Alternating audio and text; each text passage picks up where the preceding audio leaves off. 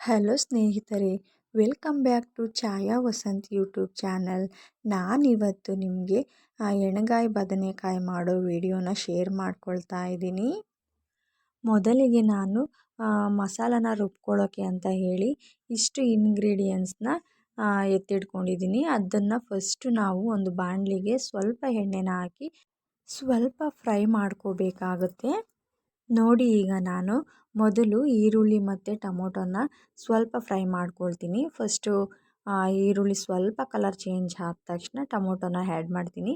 ಜಾಸ್ತಿ ಫ್ರೈ ಮಾಡಬೇಕು ಅನ್ನೋ ಅವಶ್ಯಕತೆ ಇಲ್ಲ. ಸ್ವಲ್ಪ 2 to 3 ಮಿನಿಟ್ಸ್ ಆದರೆ ಸಾಕು. ಅದನ್ನು ಟೊಮೊಟೊ ಮತ್ತು ಈರುಳ್ಳಿ ಫ್ರೈ ಆದಮೇಲೆ ನಾನು ಗ್ಯಾಸ್ ಸ್ಟವ್ನ ಆಫ್ ಮಾಡಿ ಅದಾದಮೇಲೆ ನಾನು ಕಾಯಿನ ಆ್ಯಡ್ ಮಾಡ್ತಾಯಿದ್ದೀನಿ.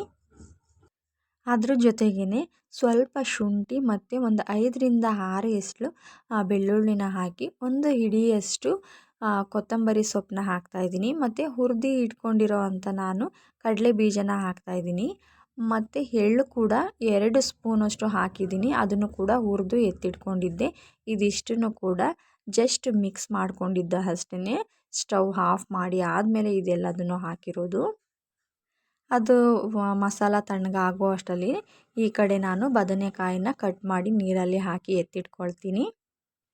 ಒನ್ ಟೈಮ್ಗೆ ಮಾಡೋದ್ರಿಂದ 5ರಿಂದ 6 ಬದನೆಕಾಯಿ ಇದ್ದರೂ ಕೂಡ ನಡೆಯುತ್ತೆ. ಗ್ರೀನ್ ಕಲರ್ ಇರ್ತಲ್ಲ, ಅದರಲ್ಲಾದರೂ ಮಾಡ್ಬೋದು, ಇದರಲ್ಲಾದರೂ ಮಾಡ್ಬೋದು. ನಾನು ನೋಡಿ ಇವಾಗ ಎಲ್ಲದನ್ನು ಕಟ್ ಮಾಡಿ ನೀರಲ್ಲಿ ಹಾಕ್ಕೊಳ್ತಾ ಇದ್ದೀನಿ. ಮೊದಲು ಒಂದು ಸಲ ತೊಳೆದು ಎತ್ತಿಡ್ಕೊಂಡು ಅದಾದಮೇಲೆ ಕಟ್ ಮಾಡ್ತಾಯಿದ್ದೀನಿ. ಯಾವುದು ಕೂಡ ಹುಳ ಆಗಿರಲಿಲ್ಲ. ನಾನು ತಗೊಂಡಿರೋ ಅಷ್ಟೂ ಚೆನ್ನಾಗಿತ್ತು. ಎಲ್ಲದನ್ನು ಕೂಡ ಕಟ್ ಮಾಡಿ ಒಳಗಡೆ ನೋಡಬೇಕು, ಯಾಕೆಂದರೆ ಹುಳ ಇರುತ್ತೆ. ಇನ್ನು ಚಿಕ್ಕ ಚಿಕ್ಕ ಬದನೆಕಾಯಿಗಳಿದ್ದರೆ ತುಂಬ ಚೆನ್ನಾಗಿರುತ್ತೆ. ಇದು ಸ್ವಲ್ಪ ದೊಡ್ಡದು. ಇದಕ್ಕಿಂತ ದೊಡ್ಡವಾದ್ದು ಬಿಟ್ಟರೆ ಸೈಜು ಅದು ಟೇಸ್ಟ್ ಕೂಡ ಚೆನ್ನಾಗಿರಲ್ಲ. ಚಿಕ್ಕ ಚಿಕ್ಕ ಬದನೆಕಾಯಿ ಇದ್ದರೆ ಅದರಲ್ಲಿ ಮಾಡಿಕೊಂಡ್ರೆ ನಾಟಿ ಬದನೆಕಾಯಿ ಅದರಲ್ಲಿ ತುಂಬ ಚೆನ್ನಾಗಿರುತ್ತೆ ಟೇಸ್ಟು. ನೋಡಿ, ನಾವು ಮೊದಲು ಈ ರೀತಿ ಕಟ್ ಮಾಡಿ ನೀರಿನಲ್ಲಿ ಹಾಕಿ ಎತ್ತಿಡ್ಕೋಬೇಕು. ಅದಾದಮೇಲೆ ನೋಡಿ, ಈಗ ನಾನು ಫ್ರೈ ಮಾಡ್ಕೊಂಡಿದ್ನಲ್ವ ಅದನ್ನೆಲ್ಲದನ್ನು ಕೂಡ ನಾನು ಈಗ ಮಿಕ್ಸಿ ಜಾರ್ಗೆ ಹಾಕ್ಕೊಳ್ತಾ ಇದ್ದೀನಿ.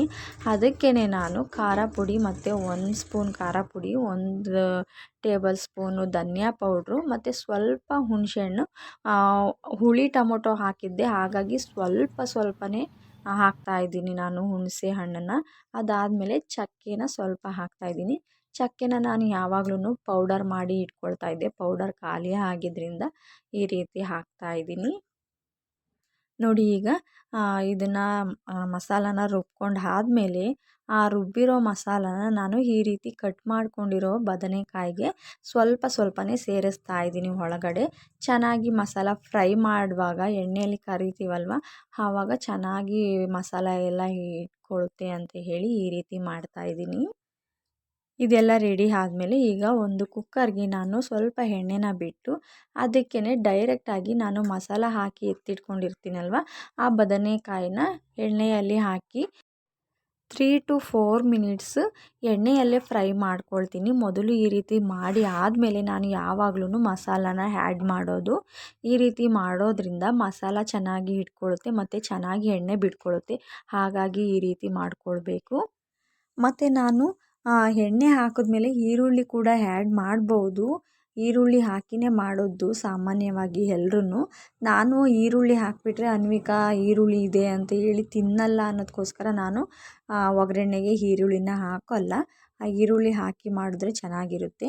ಹೀಗೆ ಇದ್ದರೆ ಜಸ್ಟ್ ಮಸಾಲ ಅಷ್ಟೇ ಕಾಣಿಸುತ್ತಲ್ಲ, ಹಾಗಾಗಿ ತಿಂತಾಳೆ ಅಂತೇಳಿ ನಾನು ಈ ರೀತಿ ಮಾಡ್ತೀನಿ. ನೀವು ಈರುಳ್ಳಿ ಕೂಡ ಹಾಕ್ಕೊಂಡು ಮಾಡ್ಕೋಬಹುದು.